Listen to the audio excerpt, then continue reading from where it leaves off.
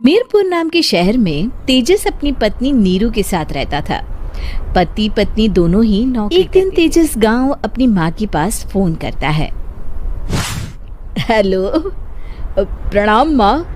जीते रहो माँ, तुम दादी बनने वाली हो। अरे वाह, ठीक है बेटा, मैं कल ही आती हूँ। जब माँ जी शहर पहुंची तो बेटे बहू ने बहुत अच्छे से स्वागत किया। लीजिए माँ जी चाय। अरे गर्मा गर्म पकोड़े ले आओ माँ के लिए। नीरू रसोई में गई और 2 मिनट में ही पकोड़े ले आई। जी ये लीजिए। बहू जादू से बनाए हैं क्या? अभी तो रसोई में गई थी। यम्मी। माँ जी, शीला रसोई में पकोड़े तल रही है, मैं बस लेकर आई। हे भगवान, मेरा धर्म भ्रष्ट कर दिया तूने। अब तो गंगा जल से शुद्धिकरण करना होगा। दूसरे दिन, माँ जी मैंने नाश्ता बना दिया है, ऑफिस जा रही हूँ। पर अभी तो घर का सारा काम पड़ा है। शीला आती ही होगी, झाड़ू पोछा बर्तन कपड़े वो सब कर लेगी। हमारे जमाने में घर का सारा काम हम ही करते थे। जी माँ जी, आप बहुत होशियार हैं, मैं घर ऑफिस दोनों नहीं संभाल पाती। तो जरूरत क्या है घर से बाहर जाकर चाकरी करने की?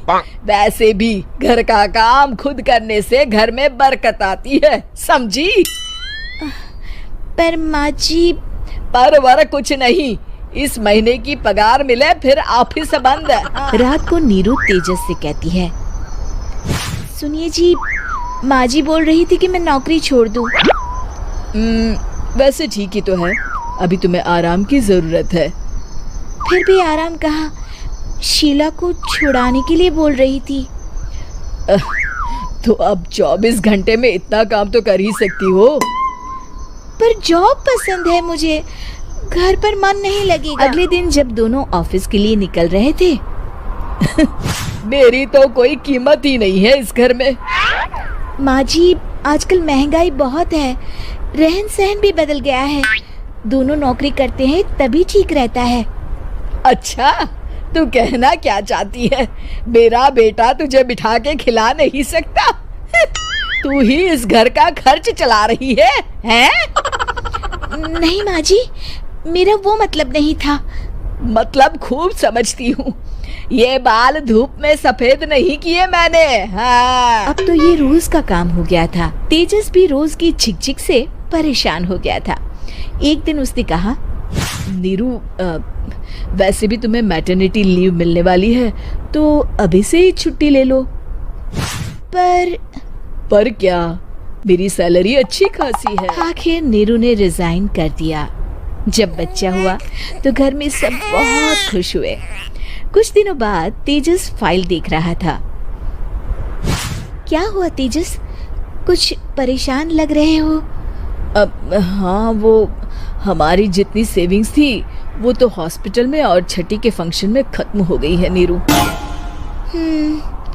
और अभी वैसे मंदी चल रही है तो मैं बोल रही थी कल मुन्ना को हेपेटाइटिस का टीका लगवाना है। नीरू क्या पोस्टपोन नहीं कर सकते? नहीं जी, बिल्कुल नहीं। अब तेजस को समझ में आ रहा था कि उससे गलती हुई है। पैसों की कमी का असर घर के माहौल पर भी। अगले दिन, बेटा मेरा चश्मा और ये दवाइयाँ ले आना। पर्चा देते हुए माँ जी ने कहा, तेजस जी, मुन्ना के लिए दूध का डिब्बा और डायपर भी ले आना, और ये किराने के सामान की लिस्ट है, इसे भी लाना है। तेजस गुस्से में लिस्ट मरोड़कर फेंकता है और चिल्लाता है, पैसे क्या पेड़ पर उगते हैं? ये ले आना, वो ले आना। अरे पर ये जरूरत का सामान ही है। वो गुस्से में बिना कुछ कहे ऑफिस चला गया। अरे लंच तो ले जाइए। नीरू दौड़कर डिब्बा पकड़ाती है। एक दिन खाना खाने के बाद, नीरू,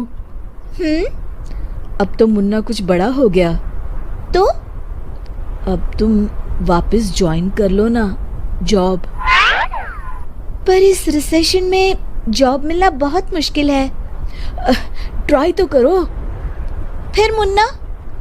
माँ जी है ना, और एक फुल टाइम मेड भी लगा लेंगे। पर माँ जी, उन्हें तो पसंद नहीं। तभी माँ जी वहाँ आ जाती है और प्यार से नीरू के सर पर हाथ फेरते हुए बोलती है, अब मेरी समझ में आ गया बहू, पहले के और अब के समय में अंतर है। तुम काम शुरू करो, मुन्ना की जिम्मेदारी मेरी। मेरी प्यारी माँ जी। ये कहकर नीरू उनके गले लग गई। शिक्षा, परिवर्तन संसार का नियम है, हमें भी समय के साथ चलना चाहिए। उम्मीद है कि आपको हमारी ये कहानी पसंद आई होगी। कृपया हमारे चैनल को सब्सक्राइब करें और सभी अपडेट्स के लिए बेल आइकन जरूर क्लिक करें। और हाँ, वीडियो लाइक और शेयर करना मत भूलिएगा। Bye bye.